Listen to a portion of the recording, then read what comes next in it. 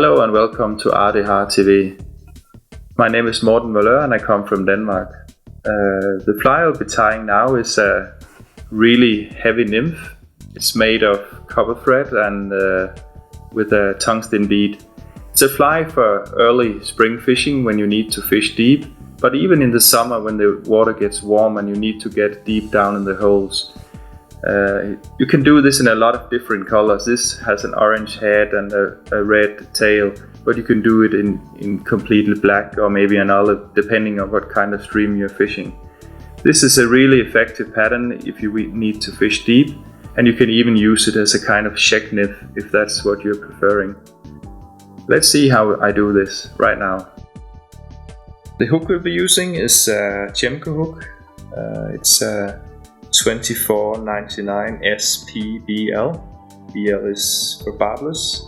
I tie them in a lot of different sizes.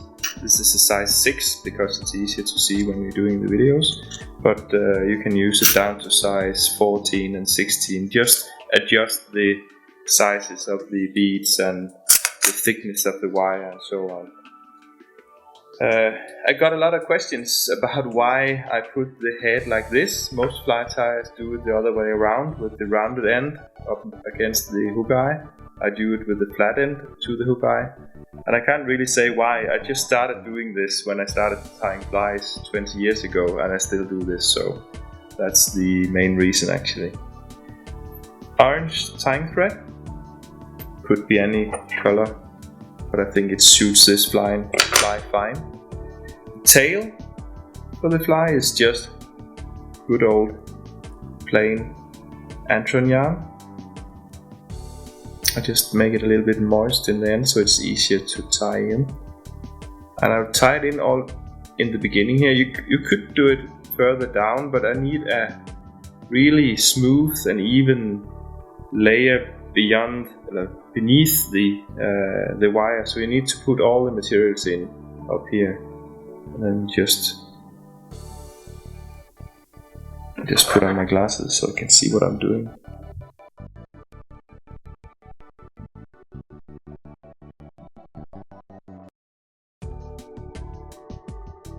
As you can see, I'm pulling the Antron yarn a little bit towards me to avoid that the tying thread is pushing the material over on the other side. I want the material to be exactly on top of the hook, not on one of the sides. This is of course just for me and for my friends looking at it, not for the fish. The fish would probably not notice that the Antron yarn is sitting on the right or left side, that doesn't matter. But for me it's important. Like this, tie a little bit down in the hook bend so you have a nice curve. I think that will be fine. And I'll just leave this for now. I'll cut it off later, but for now I'll just leave it there. It's easier to manage. Move my thread forward again to where the Antron yarn started.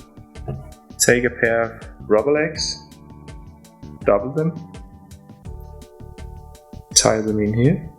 Same thing. Try to put the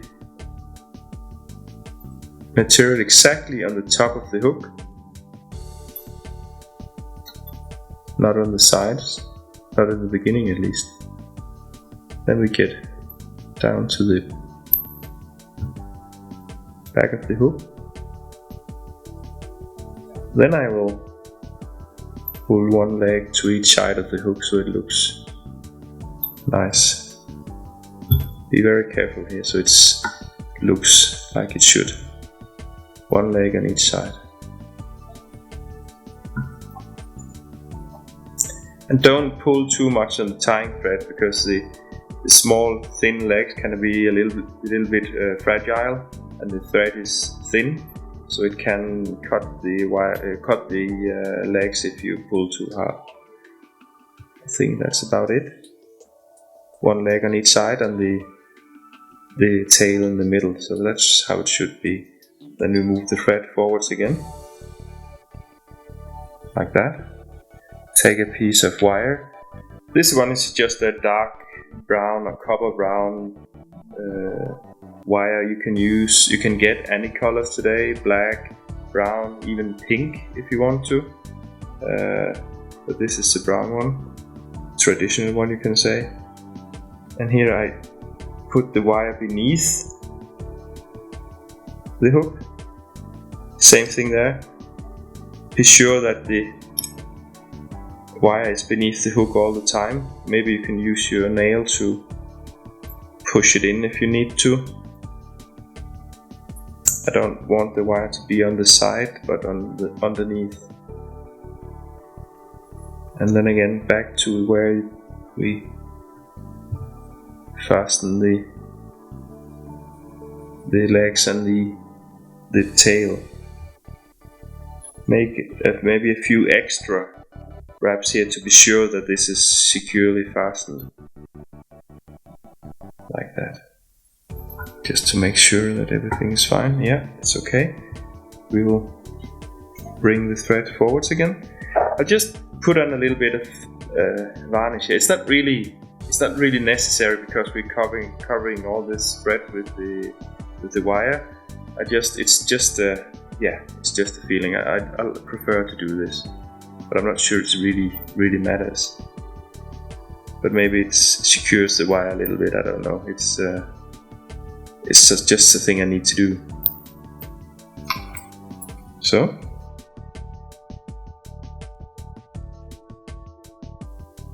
Then we'll just start winding the wire around the body. In the beginning, you want this to be really nice and even. So you be careful that you don't make too loose wraps or get too many holes between each wrap. This is not for the fish; it's for the fly tire.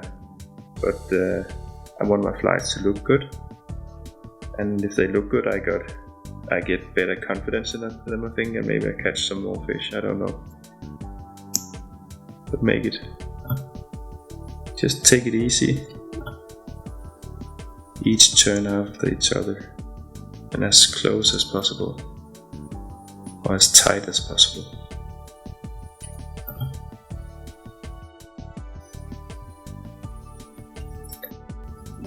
I need maybe 5 millimeters or something like here.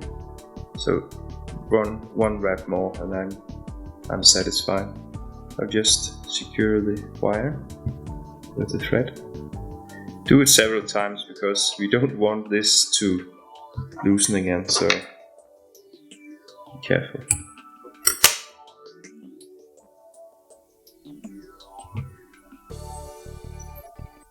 Like that. Now we can remove the rest of the tail here. We just want a small butt here. And the same thing with the rubber legs. Cut them down so they may be 1.5 centimeter long or something like that. It's up to you to decide that. And then I need just to put on a little bit of dubbing. You can do this either the traditional way with just putting the dubbing on the thread, or you can do it in a dubbing loop. I think I'll do it in dubbing loop because I can brush it out and get some more fibers to mix with the haggle we put on in the end. It looks a little bit better, but then again it's maybe not that important, but it looks nice. So just a little bit of dubbing. The dubbing I'm using here is SLF Prism, which is a fairly new dubbing from Wapsi, and it has a really nice feel to it. Really a lot of light reflections and nice colors and all that. Just a little bit, as you see, not much, because if you put on too much it would be too light or maybe too bright in the water. So just a little bit to add some flash, but not too much flash. Like that. Put on my instead. And just a few wraps here. Look at this, it gives the fly a really nice buggy appearance, which I like. Leave some space for the haggle. We don't need a lot of space, just for a few wraps.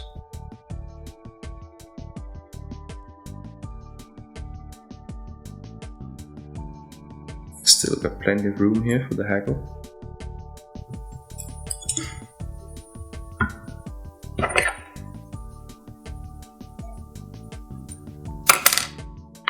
Use the dubbing teaser to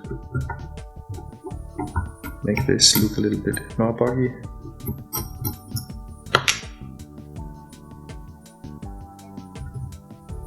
Then we'll put the haggle on. Always, not always, but on this fly at least, I tie it in with the tip first, not the bottom. I like these short fibers up here, which is really nice in color as well. And what I try to do now, I try to double the haggle before I tie it in. And what I do is I try to grab the point of the haggle, and then put the bottom of the haggle between my left hand fingers, and then I kind of push the haggle fibers down and back. So most fibers are now on one side, and it makes it much easier when I'm tying this haggle in to tie it in, and it looks nice right away. It gives the fly a more smooth and nice appearance. And then I got this point here, pull the fibers backwards, and I cut up. So I got a small triangle left, which I leave there, so it's easier for me to tie it in. And it sits really well. It's so difficult to pull it off when you leave this small triangle on. And that's what I want actually.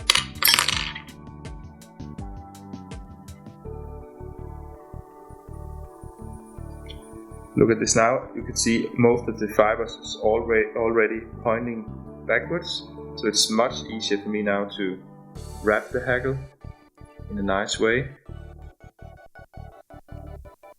Don't do too many turns, I think, because then you would have a really heavy haggle fly, and I want this to work as small legs or whatever, and I want the haggle fiber to mix with the dubbing. So if you put on too much haggle, it will not look good. Just maybe 1.5, 2 wraps, not more. I'll not use the last wrap. This is just to see how it looks. I think I'm happy now. And what I do now is a small thing. I only want to secure the haggle stem, no fibers, just the haggle stem. So what I do now, I have my bobbin here and the haggle in the right hand, and then I just do it like that, and bring the thread forwards. Now I'm sure that I'm only securing the haggle stem, nothing else. You can do this on all flies. It doesn't matter if it's salmon flies, sea trout flies, or whatever, small nymphs. It's really a neat thing to do, and you make your flies much more durable because you're only securing the haggle stem, not the haggle fibers. You can see it actually here. No of the fibers are missing. Be sure that the dubbing is pulled out so I can see them, and they're mixing nicely with the haggle fibers. A pair of rubber legs on each side, really easy to do. Rotate the vise a little bit, put it on the side. 1, 2, and the other side. Rotate. 1, 2, and then we almost have the finished fly. Just make sure that they are securely fastened. Making 2 or 3 loose wraps here before I make the knot. Same thing here, you can use your whip finish, or you can be lazy like me and use your fingers, make some half turns instead.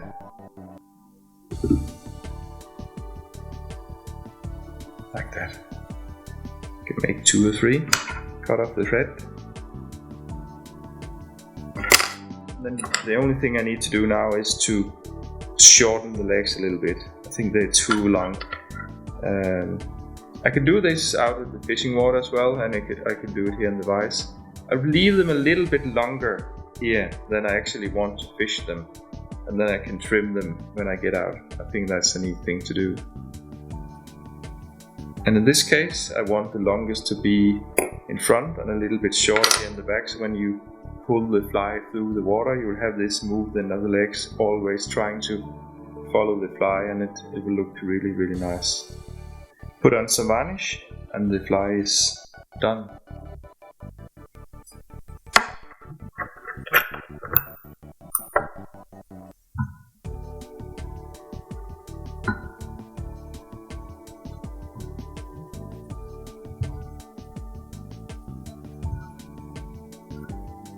Here you are. Let's go fishing.